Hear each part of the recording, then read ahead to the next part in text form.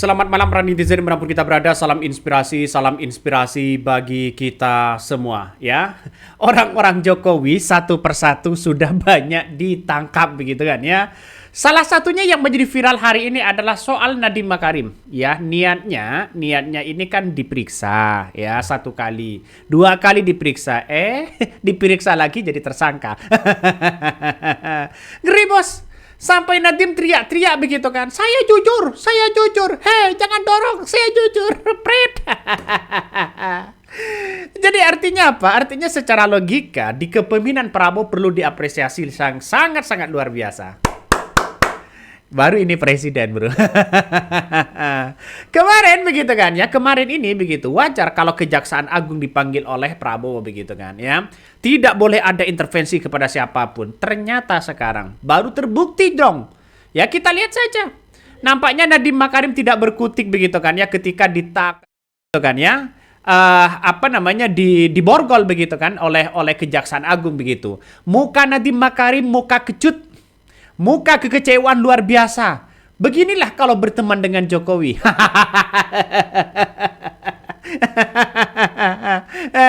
Jadi muka Nadiem Makarim ini kecut banget begitu kan. Ya merasa gimana? Saya merasa tidak korupsi, mungkin seperti itu begitu kan ya. Dan bahkan nampaknya Nadiem Makarim nampaknya emosi yang sangat luar biasa memuncak. Padahal ini sudah ditemani oleh Hotman Paris kabarnya ya. Jadi saya kira dengan adanya seperti ini ya, masalah regulasi sebenarnya begitu kan. Sebenarnya Nadiem Makarim kabarnya 2 alat bukti itu semasalah soal regulasi dan sebagainya. Jadi saya kira kerugian besar itu pasti ada dihitung oleh KPK begitu kan ya. Kabarnya kerugian besar itu 1,9 triliun. Bayangkan. Dari mana itu begitu? Tidak mungkin uang sebanyak itu dinikmati oleh oleh 4 orang itu begitu kan ya. Jadi saya kira ini langkah KPK yang sangat-sangat luar biasa menetapkan Nadiem Makarim sebagai tersangka korupsi pengadaan laptop begitu kan ya. Perkara dugaan korupsi begitu kan, pengadaan laptop atau Chromebook ya, terus diusut. Nah, Kejaksaan Agung inilah yang kemudian menetapkan mantan Mendikbudristek ya, Nadiem Makarim sebagai tersangka baru. Dan ini gempar di jagat raya. Sebentar lagi kabarnya perampasan aset akan disahkan. Ngeri bos. Saya kira ini langkah Prabowo untuk untuk berjuang begitu kan ya, sebagai bapak hukum. Mas Menteri, kata-kata hari ini Mas Menteri. Mas Menteri.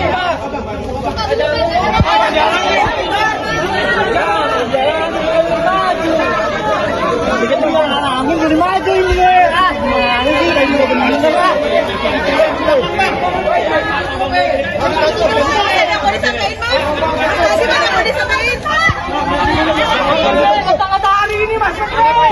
Akan melindungi saya.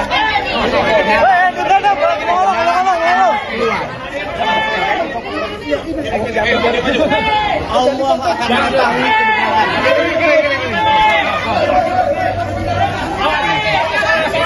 Saya, seumur hidup saya, integritas nomor 1, kejujuran adalah nomor 1.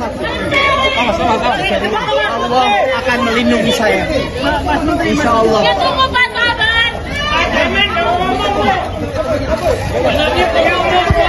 Press release tentang perkembangan penyidikan perkara dugaan tindak pidana korupsi pada Kementerian Pendidikan Budaya Riset Teknologi atau Dikbudristek dalam program digitalisasi pendidikan tahun 2019 sampai dengan tahun 2022. Jadi pada Gedung Bundar sebelumnya telah menetapkan tersangka terhadap 4 tersangka, dan dalam perkembangannya penyidik melakukan pendalaman, pemeriksaan dan pemanggilan terhadap para saksi kurang lebih 120 dan juga 4 ahli.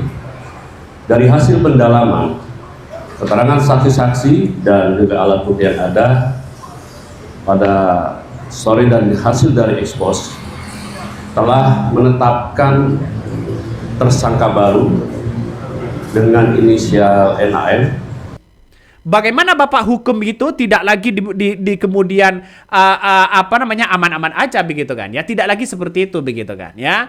Makanya Nadiem Makarim ini ya, ditersangkakan ini sudah jelas begitu ya.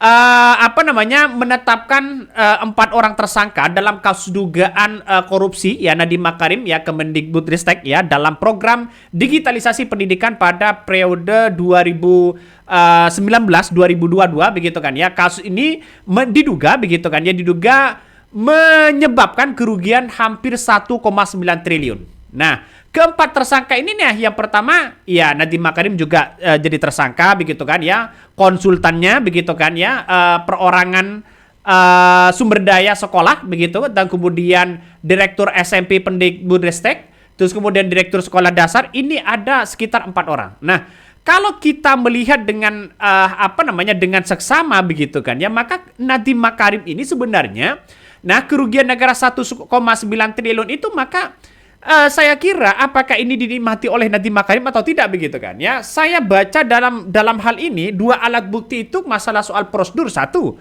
Yang kedua adalah masalah kerugian 1,9 triliun itu begitu kan. Artinya secara tidak langsung, kalau toh pada hakikatnya ya, dengan anggaran yang begitu fantastis ya, yang awalnya 9,9 triliun, yang awalnya laptop itu seharga 1,7 juta sampai 2,6 juta begitu ya di harga pasaran, lalu kemudian dijual dengan harga 10 juta, dianggarkan 10 juta, ini kan untung banget bos. Kan di situ untung banget pada akhirnya. Dan tidak hanya itu begitu kan, soal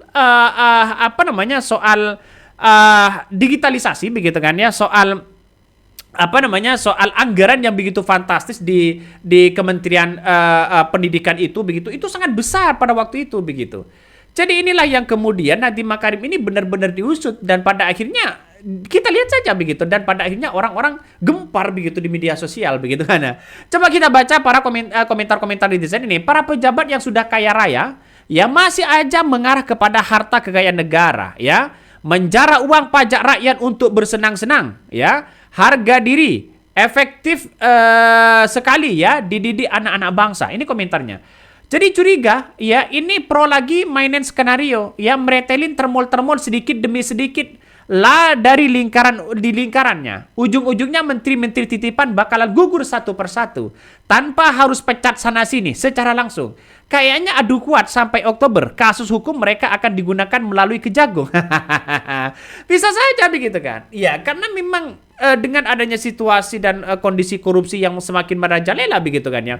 Saya yakin sejak awal Nadiem Makarim bisa saja jadi tersangka begitu. Karena sudah jelas begitu kan. Tidak mungkin dengan anggaran sebegitunya begitu kan. Dengan anggaran yang begitu fantastis, tidak mungkin itu menteri tidak tahu. Benar nggak begitu kan? Ya, tidak mungkin begitu kan? Ya. Makanya mantan pendidikan Nadiem Makarim ini begitu kan ya, pendidikan dan kebudayaan ya, riset dan teknologi begitu kan ya, Kemendikbudristek ya, Menteri Nadiem Makarim ini ditetapkan tersangka karena ya diduga ada kerugian besar dan korupsi besar begitu kan ya, yang menyebabkan 1,998 triliun ya, 1,98 triliun, dan inilah yang kemudian disampaikan oleh Dirdik Jampitsus Kejagung begitu kan ya. Perbuatan Nadiem ini begitu kan ya, perbuatan Nadiem ini meloloskan produk Google begitu kan ya, produk Google tersebut dinilai melanggar 3 ketentuan. Nah, pertama ketentuannya adalah soal nomor 123 tahun 2020 tentang petunjuk teknis dana alokasi khusus ya. Karena ini nampaknya akan bertentangan dengan peraturan presiden ya tahun 2018. Nah, yang kedua ya, yang ketiga begitu kan ya, soal peraturan LKKP. Nah, LKKP ini nomor 7 tahun 2018 kabarnya begitu kan, sebagaimana telah diubah dengan peraturan LKPP nomor 11 tahun 2021 tentang pedoman perencanaan pengadaan barang dan jasa. Nah, kalau Nadiem Makarim tidak menikmati hasil dari apa yang kemudian menjadi kerugian negara tersebut, berarti kan kesalahan ini adalah satu, meloloskan. Yang kedua adalah soal prosedur. Ini kan bisa menyebabkan memperkaya orang lain begitu kan. Ngeri-ngeri sedap bos ini. Saya kira saya tidak menyangka dengan hal-hal seperti ini begitu kan ya. Dan bahkan siapa yang menjadi tersangka selanjutnya begitu kan ya. Ini Nur Cahyo menetapkan begitu kan ya, menambahkan penetapan Nadiem sebagai tersangka dilakukan berdasarkan hasil pemeriksaan saksi, alat bukti, ahli petunjuk surat, dan barang bukti yang diterima atau diperoleh oleh tim penyidik Jampitsus. Dan tidak hanya itu begitu kan, siapa yang menjadi tersangka begitu kan ya, ini salah satunya. Nih, Direktur Sekolah Dasar, terus kemudian Pendidikan Dasar dan Pendidikan Menengah, Direktur SMP, Staf Khusus Kemendikbudristek ya, bidang pemerintahan era Nadiem Makarim ya, konsultan perorangan. Nah, inilah yang kemudian banyak yang mengatakan wah ini termol-termol semua begitu.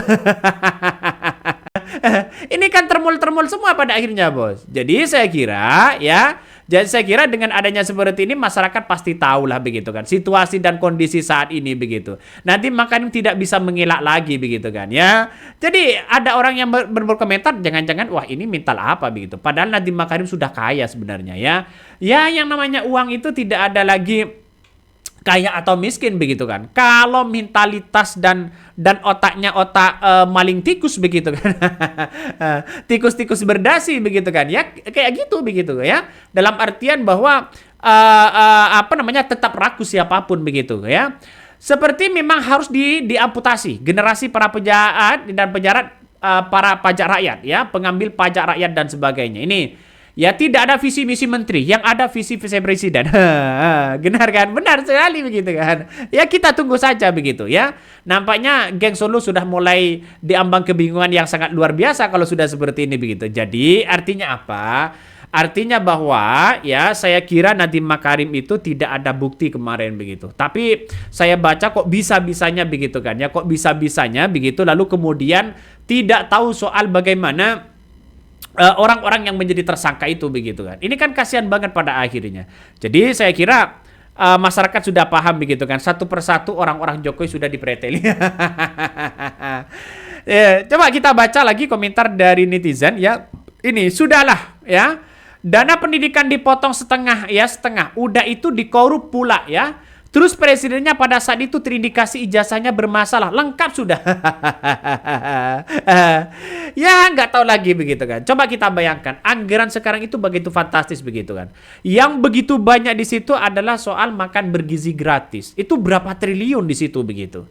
Lantas bagaimana dengan pendidikan gratis? Bagaimana dengan pendidikan sekarang begitu kan? Beasiswa dan sebagainya.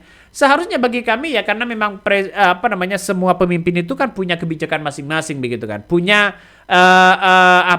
punya program masing-masing begitu.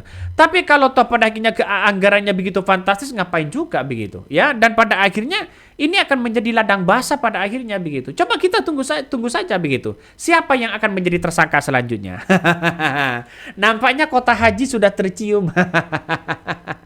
Aromanya sudah mulai tercium di situ begitu. Jadi saya kira ya kasihan banget sebenarnya begitu kan. Ini sudah sebenarnya sudah kayaknya luar biasa Nadiem Makarim itu begitu, bahkan triliunan uangnya kabarnya begitu kan ya.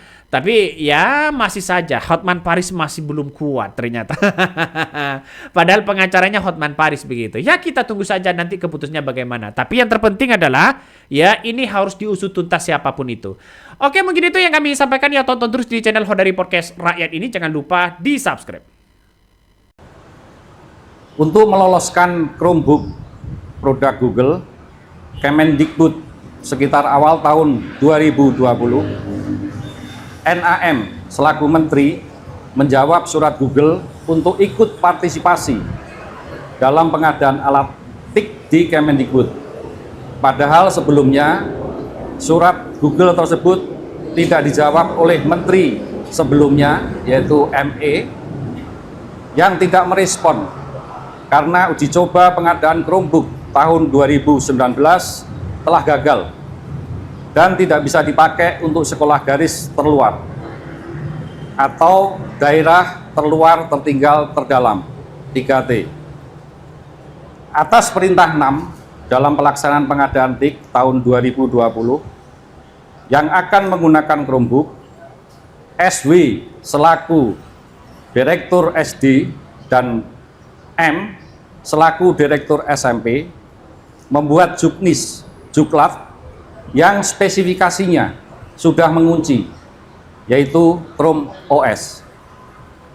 Selanjutnya tim teknis membuat kajian review teknis yang dijadikan spesifikasi teknis dengan menyebut Chrome OS.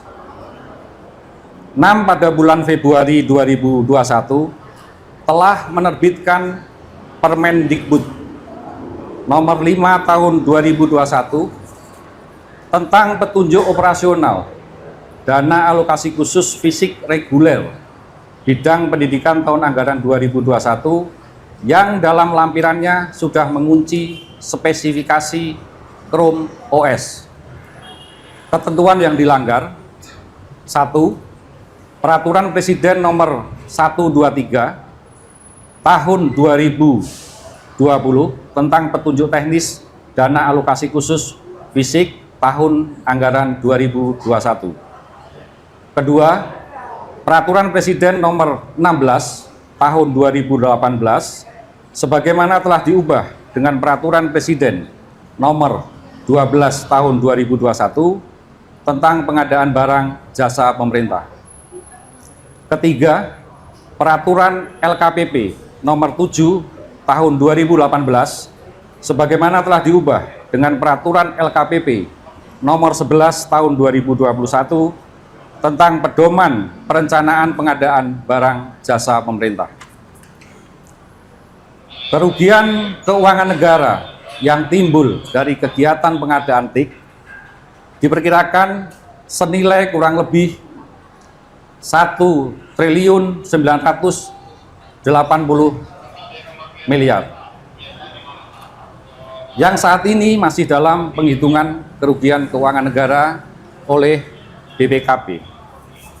Pasal yang disangkakan: tersangka 6 disangkakan melanggar pasal 2 ayat 1 atau pasal 3 Yunto pasal 18 Undang-Undang nomor 31 tahun 1999 sebagaimana diubah dengan Undang-Undang nomor 20 tahun 2001 tentang perubahan atas Undang-Undang RI nomor 31 tahun 1999